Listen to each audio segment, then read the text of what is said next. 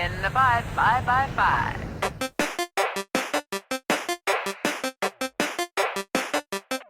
Start.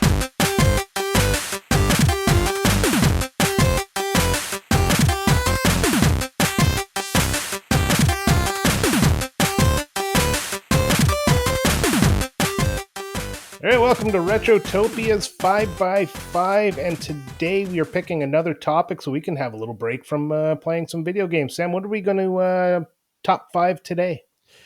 Today we're talking the top 5 PS Plus premium retro games. And if that topic sounds very specific, it is.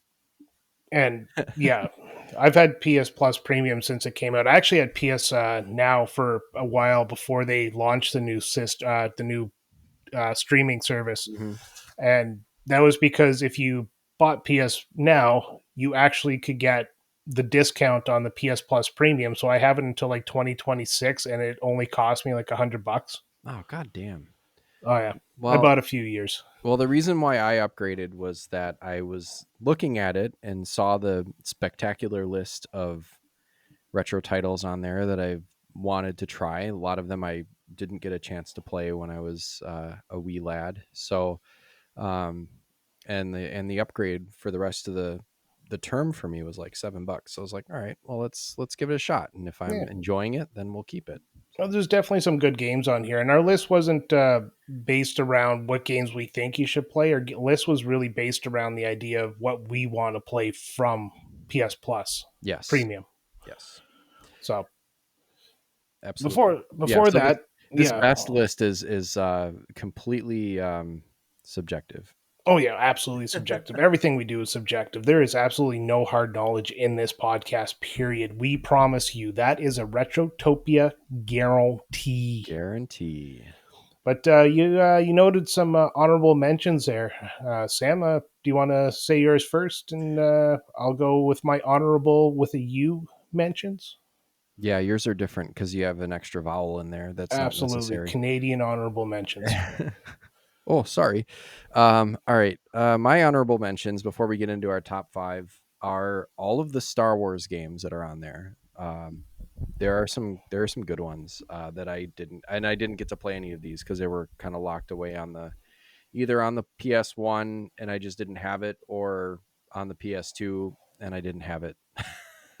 Yeah. So I listed off episode 1, like the movie tie-in game, Racer Revenge, Bounty Hunter, Demolition, and Jedi Starfighter. Those are all cool ones. Yeah, it's very funny. I talk about Chrono Trigger and people call me obsessed. You talk about Star Wars and they're all licking your toes. Our Discord is anyways. They just happen to be talking about Star my God, Wars. Star Wars. The little orphan kid has a light sword that's like basically a flashlight. A flashlight? Well, yeah, flashlight. Oh, that'd be a dangerous flashlight. And then the next honorable mention for me, actually, I'm going to add a third one. All of the Star Oceans those are good games. Yes, I've only gotten to play First Departure Remake via the PSP back in my college days, and I enjoyed it very much and played it on the Switch when I realized it was on there. And now I have it's like kind of one of those things where I never even knew that there were more Star Ocean games, but there's a ton of them. I don't even know what order they go in anymore. There's so many of them. I don't either. And at this point, I don't care. I just want to play them. I'm going to replay First Departure. I got Second Story on the Switch, and after that, I'm just going to Wikipedia list out there and see what else I can play. That game is fun. First Departure R.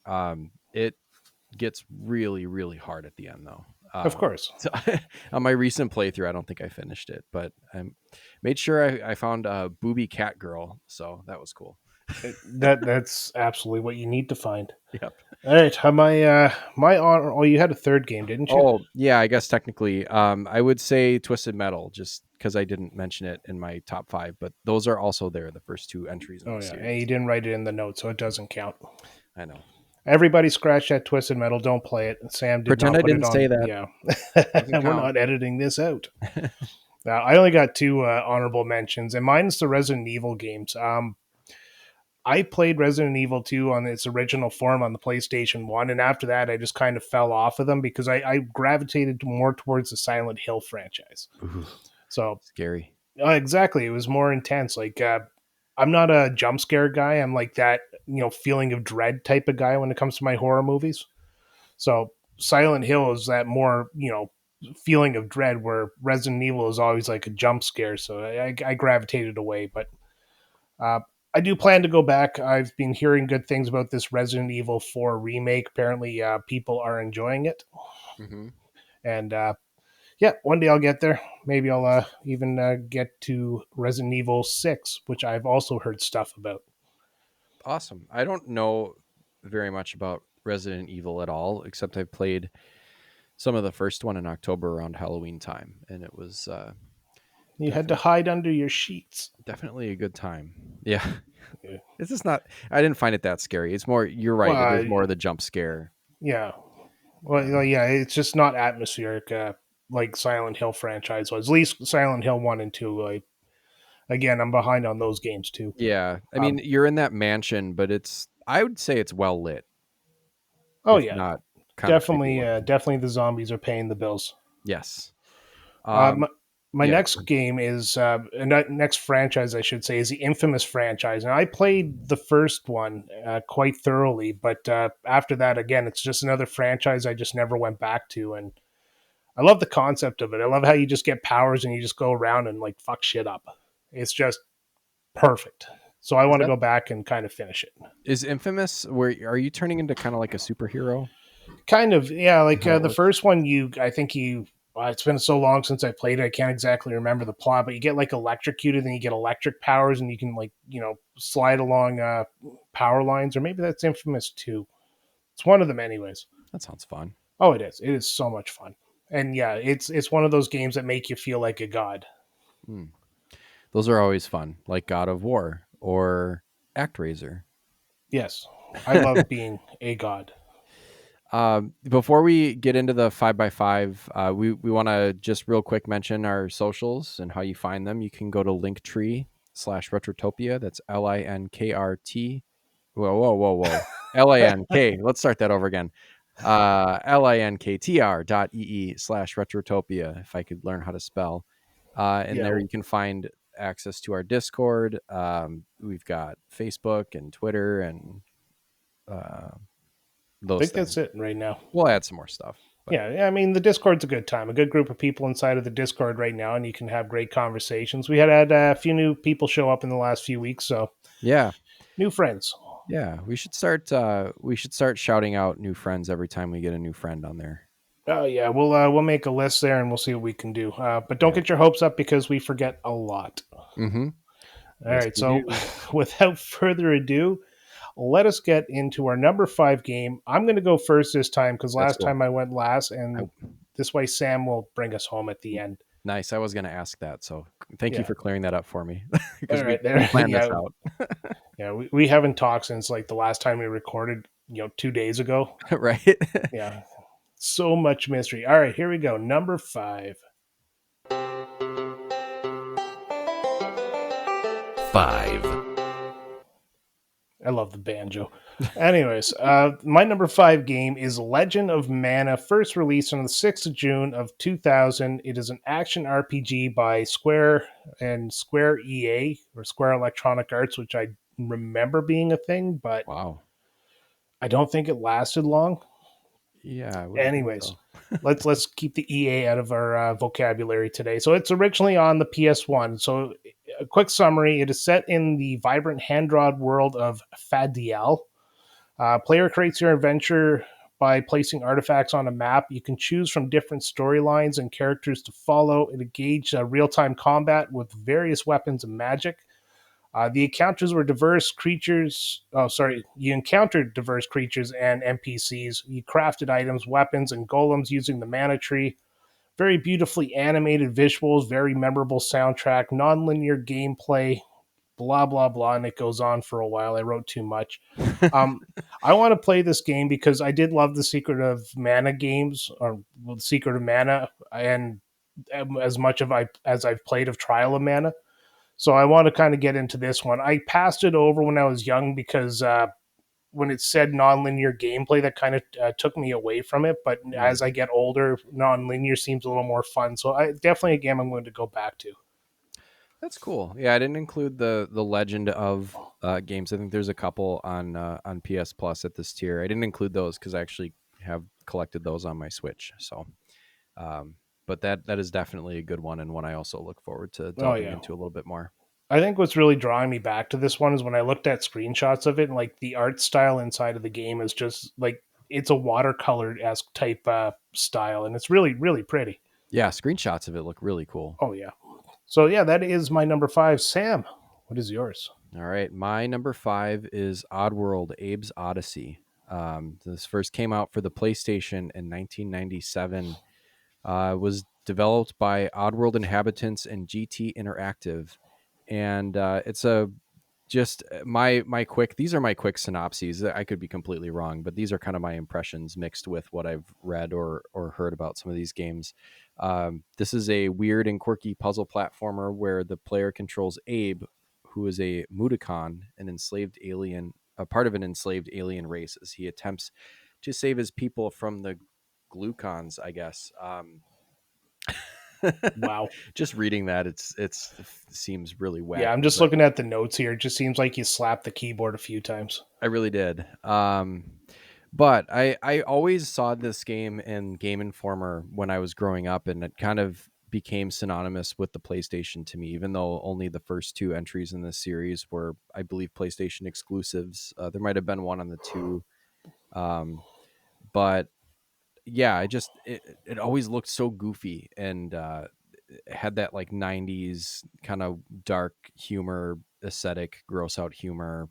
Just looked like a fun time. So I've Yeah. heard mixed things, so we'll see if I like it. It's a puzzle platformer, and I think has a reputation for being somewhat difficult and tough to control, but we'll see. Yeah, I've watched a few people play it on Twitch, and it's not for me, but I do enjoy kind of watching people play this game. It's like you said, it has like that harder aspect, and that frustrates me pretty quickly. And then next thing you know, a controller's flying across a room. Me and my wife are yelling at each other. My kid's Mm, crying, and my dog's barking. yeah, The that normal.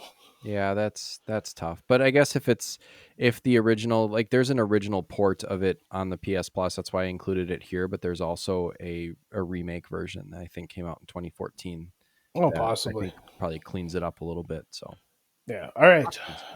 Anything else to add to number five? no. Then let's go to number four.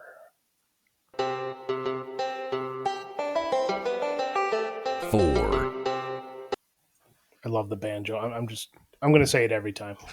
Yeah, All that's right. okay. So my number four is Bionic Commando Rearmed.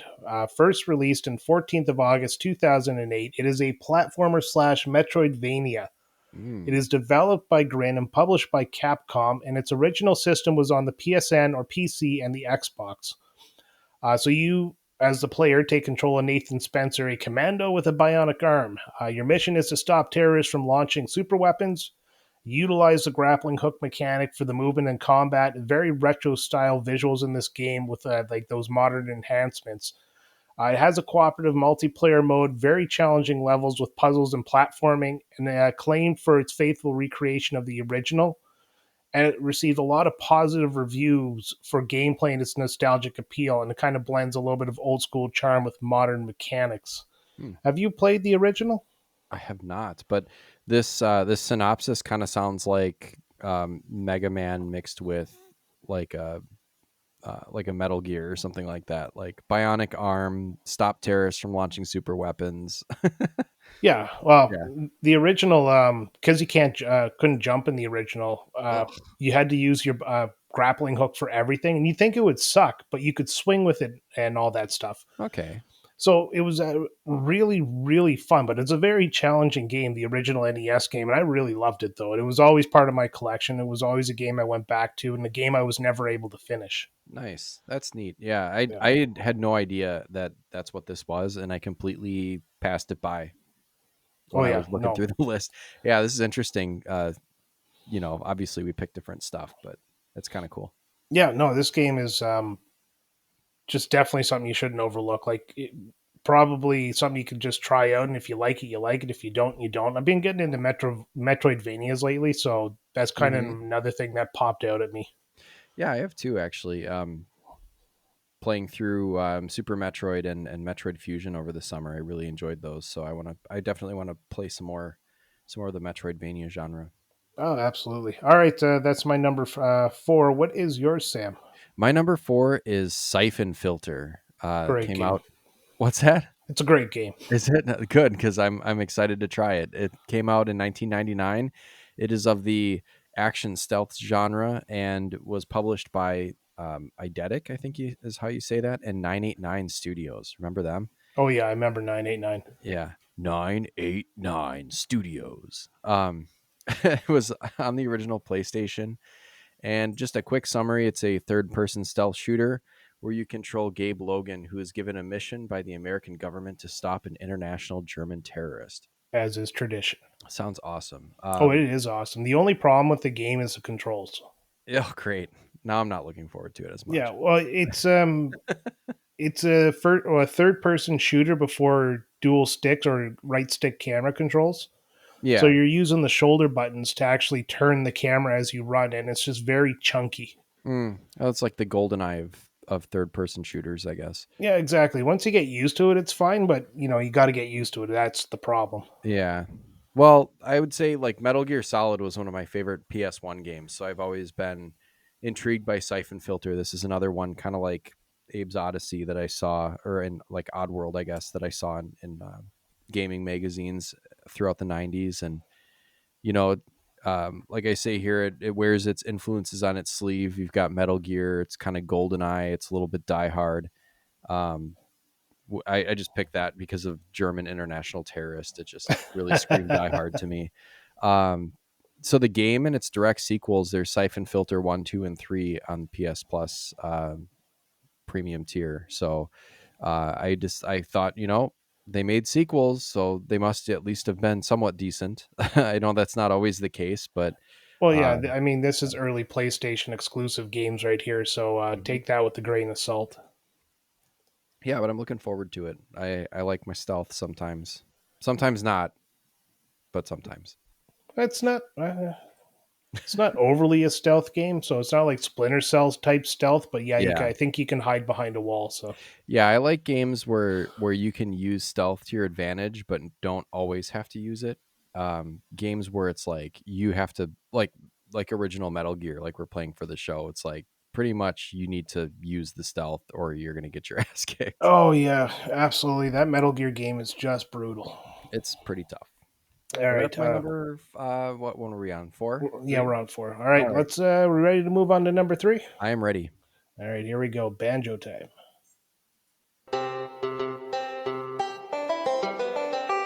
3, Hey Brian, how do you feel about the banjo? I love the banjo. Awesome.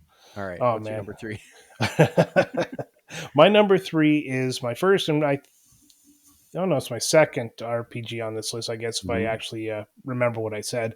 It's Tales of Symphonia, which was released 13th of July, 2004. It's an action RPG developed and published by Namco Tales. Oh, sorry, developed by Namco Tales Studios and published by Namco. Originally for the GameCube, which I had one, but I never bought this game for.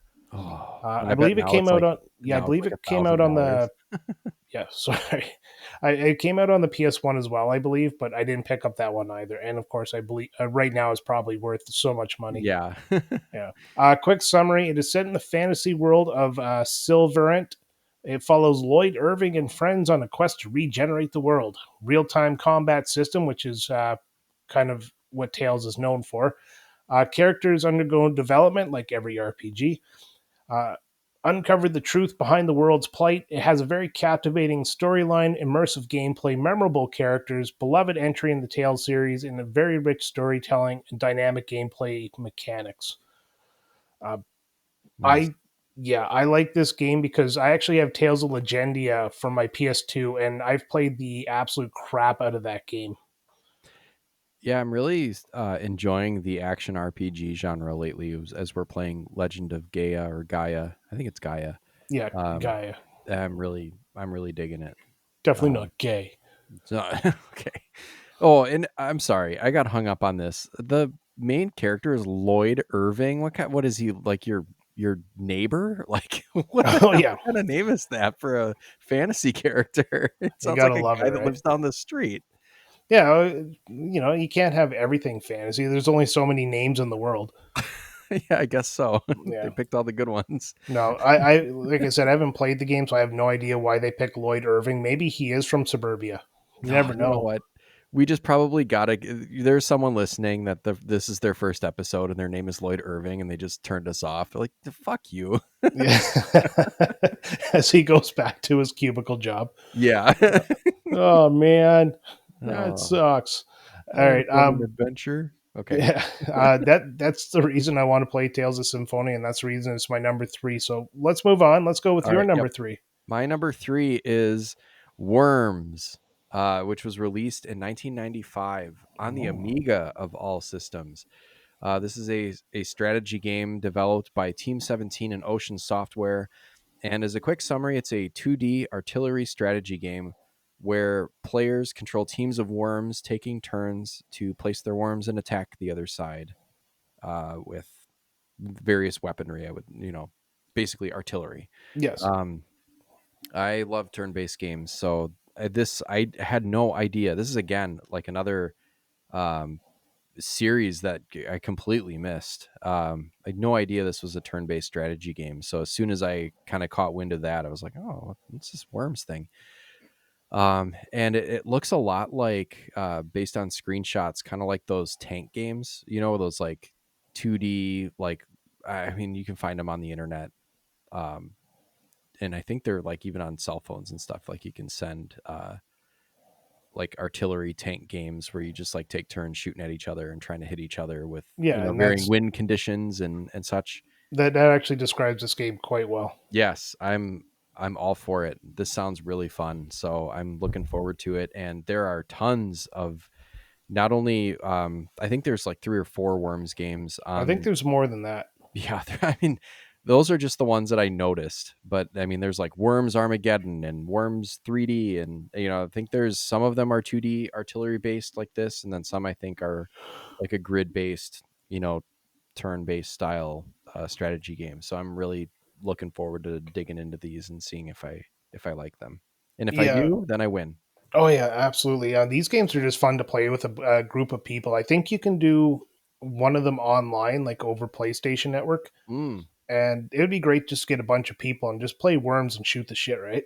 Yeah, it could be Um, kind of fun to do like a couch co-op of yeah. Worms too. Well, I did that with my brother. We went out to one of those barcades there, and they had Worms set up. So we played that while drinking beer there. And normally we get into fight with, like I've mentioned before, playing Yep. multiplayer games, but we're adults now.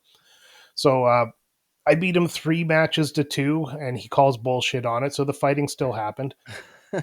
But long story short is we had a good time. So Well, that's awesome. Yeah, I'm yeah. really looking for. Now I'm even more looking forward to maybe this one jumped my number 2, but Oh, I'm gonna leave it possibly. as is. There's a game when I was in high school called Scorched Earth, Mm-hmm. and it was the same idea, but it was like DOS based, so really very pixelated graphics. Yeah, But it was the same idea. You just had a whole bunch of artillery, and then you can choose different types of weapons, and you just shot at each other. And it's what really made me fall in love with Worms, because it was just a cartoony version of that. that's awesome. Yeah, I'm very much looking forward to this game. Yes, just remember the holy hand grenade is awesome. Okay. And we're moving on to number 2.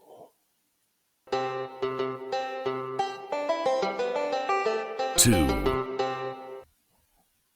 All right. right, what do you got? For number 2, I have a game I've actually finished. I still have it on my computer, but I saw it and now I really want to play it again. And it's Fear, spelled F.E.A.R.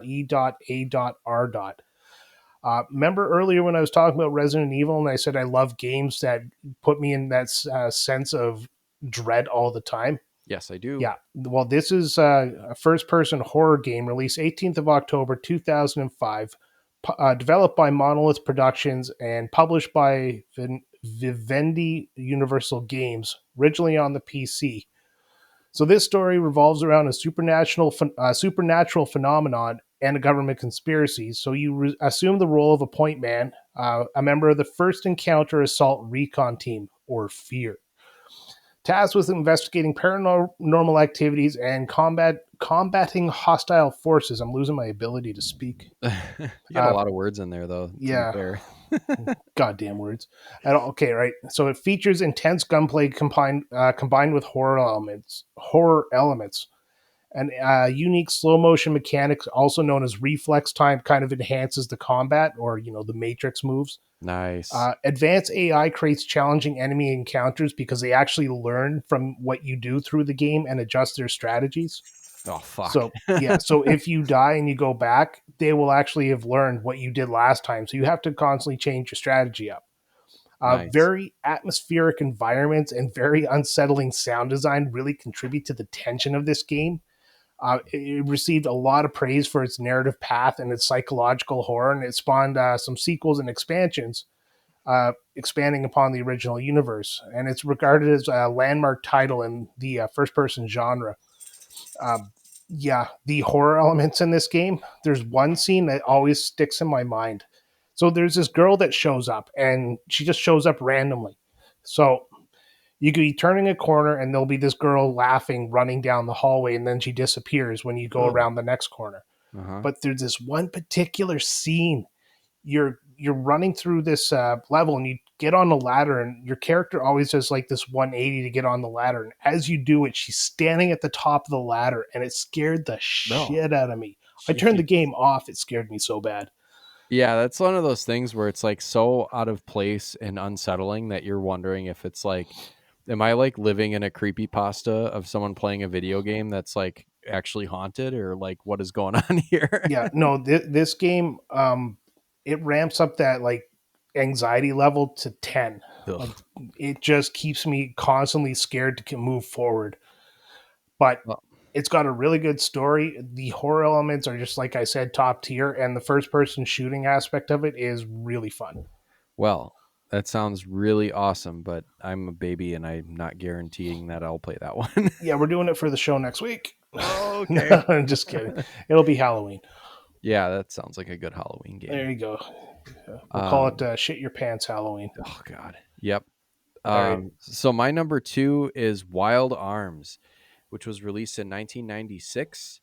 It is a JRPG that was released on the PlayStation. Um, it was published by Mediavision and Sony Computer Entertainment. It is a 2D top-down JRPG where you control Rudy, Jack, and Cecilia in a European-like fantasy world. It seems kind of steampunk.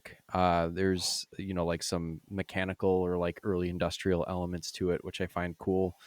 Um, there's dungeon crawling, puzzle solving, and turn-based combat, which I also enjoy. And it's just interesting because it's mentioned in the Wikipedia that the game was well received but overshadowed by Final Fantasy VII hype. Yeah, so many RPGs were. Yeah, so I'm looking forward to this. And I'd only ever heard of the Wild Arms games, like I'd heard of the series title, and I kind of assumed incorrectly that it was a Western themed run and gun. Although that sounds really fucking cool, but Yeah, it it's not what does. it is. No, I have actually all the different Wild Arms games. Damn. And around Wild Arms 4 and then the PSP one, they actually kind of changed gears and went from a turn based RPG to a grid based RPG. Ooh, I like that. So That's fun. you're still doing random battles, but your battles actually take place on a grid.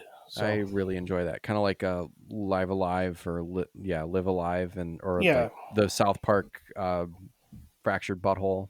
yeah, exactly. Yeah. It's really fun. But this actually, Wild Arms actually has one of my favorite opening videos of any video game.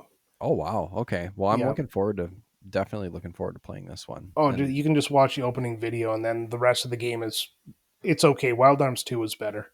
well, again, with Wild Arms, it was like another series that completely flew under my radar, like Worms, where it's like, wow, there's there's a whole ass series in a genre that I love, that I have all of these games to play now. So So I guess we can say it was overshadowed by the Final Fantasy VII hype. it was, because I didn't know what it was, so now I know. All right, you ready to take this to number one? Yeah, let's go number 1.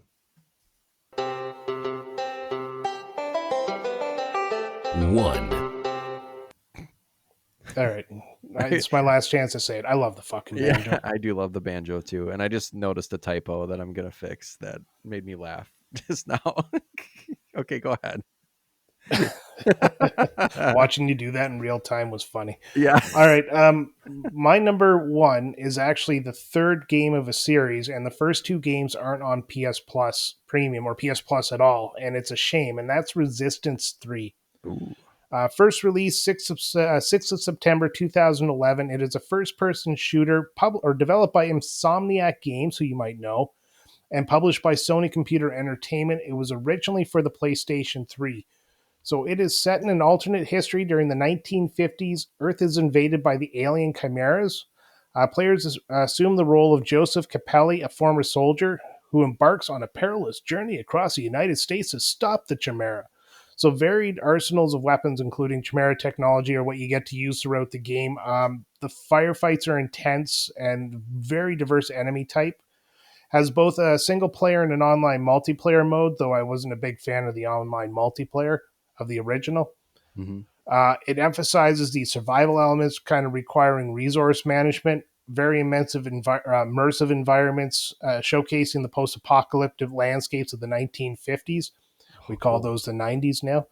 Yeah. The narrative explores the themes of sacrifice, redemption, and humanity, and it was very praised for its compelling storytelling and its atmospheric world building. This concludes the trilogy of the games, which is it's a shame that they don't have the first two games. They got the PSP one on there, so I Okay. might give that a shot. In my experience, like the PSP version of the mainline PlayStation game was never quite as fun. No, because you only had the one stick. It was another one of those you have to use the shoulder buttons to move the camera around, and that's just never Yeah. fun.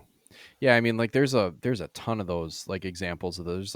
There's a God of War that was on PSP. There was like a Jack and Daxter game. There was a Battlefront Star Wars Battlefront game that was kind of dog shit. I mean, I just didn't enjoy a lot of that. The PSP was at its best when you were playing RPGs. Yeah, RPGs are platformers where you Or yeah, didn't really, platformers for yeah. sure.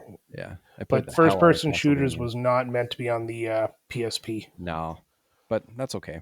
No, this is definitely a game though. I'm going to play this one because I think I can go to my local video game store and I can find the first two on disc, and then I'll just play it on my PS3 there, and I'll just pop this one on the PlayStation Network.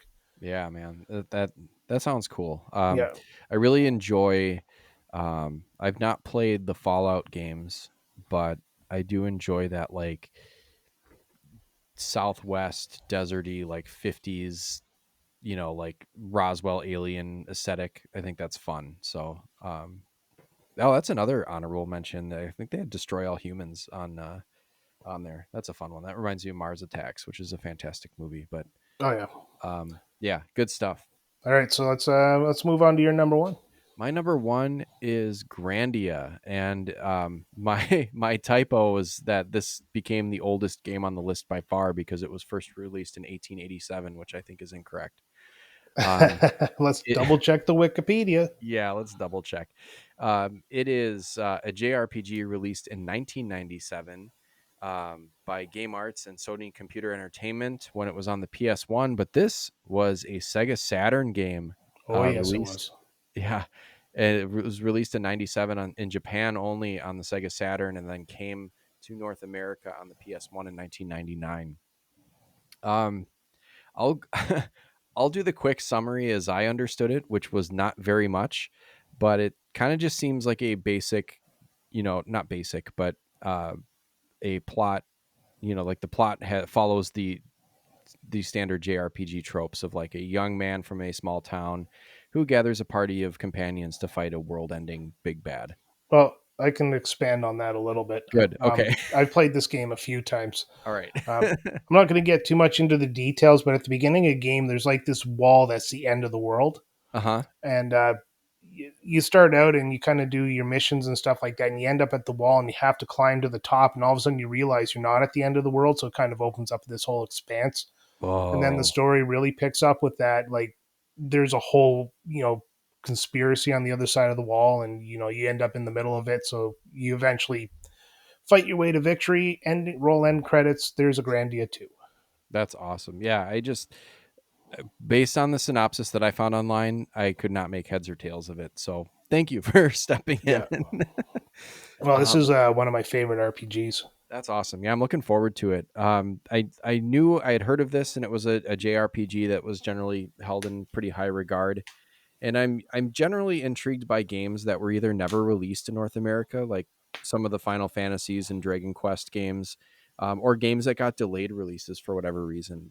There seems to be kind of a mystique around those games that I am interested in. Yeah. Um, so looking at screenshots, the art style too looks amazing. It's kind of like a 2D, 3D combination. I think I kind of looked at it and thought of a prototypical version of like the 2D HD thing that we've got going currently, which I love so much with like Octopath Traveler and games of that type. So I don't know if you agree with that or not, but that's kind of what I gathered from a combination of 2D and 3D Yeah, this that is they the used. era of the 2D characters on a 3D plane. I really like that. Yeah. Yeah. Another great part about this game is the absolutely god awful voice acting. Oh, it's so terrible. It's good. Oh, that's good because that's well, I mean, it came out in like 2 years later for the PS1, so I'm sure they were like, oh shit, we need to Yeah. translate this and voice act it. We're gonna get you guys to read this script, but we're not Yeah. gonna tell you the sense you need to follow. So just do your best. We're gonna die. Yay. Yeah. Yeah. Just slap it together and have some people read it. Yeah, no, it's what it sounds like. It also sounds like they recorded in different rooms in different countries. Oh, great. Which is probably true. Oh yeah, but it's just so bad. It's good. Yeah, and another another thing. Well, that'll be great because another thing that really grabbed me about this game was the deep character roster, which I think can either be a fun element or kind of a detriment to an RPG. So I'm This looking one's forward to pretty seeing. good. Okay, good, because Yeah. there's not a lot of useless, or maybe Well, some, but every RPG always has the useless characters, but I yeah, think this one it gives you what you need when you need it, that's cool. if that makes sense. Well, then if there's a lot of characters and bad voice acting, that just gives more opportunity for some ridiculous voice acting. Yeah, exactly. This game's also actually available on the Switch. You can buy the HD version with Grandia 2 as well Oh, for the dang. Switch. Yeah, it's where I rebought it. Well, that's cool. Awesome. But this isn't about Switch. It's about the PlayStation Plus Premium, Brian. Shut up, Brian. I All didn't right. say it. You did. All right. So those are our top 5 PlayStation Plus Premium games that we want to play here in the future. Sam, any final words? No, not really. Next week, we're going to be talking about, or I'm not really sure where we're at in the schedule. I don't know. There's a game Yeah. we're going to be talking about next week, and this will be slotted somewhere in between. Yeah, So that's a great question. I don't know. It's either Metal Gear No, or, Metal Gear comes before this one. well, then Oh, it's a it's different Illusion of one. Gaia. Hey, there we go. It's that one. Hope you enjoyed the Metal Gear episode, everyone. Yeah, we haven't talked about it yet, so we don't know how we felt about it, but you will by the time you hear this. Yay! All All right. right, so I hope you can join us there. If not, join us at our our social medias, which you can find at Linktree backslash or forward slash Retrotopia. That is linktr.ee/ Retrotopia. Yeah, you spelled it right, and I didn't. Yay! All So right. until next time, use your catchphrase, Sam. Yep. Use your catchphrase.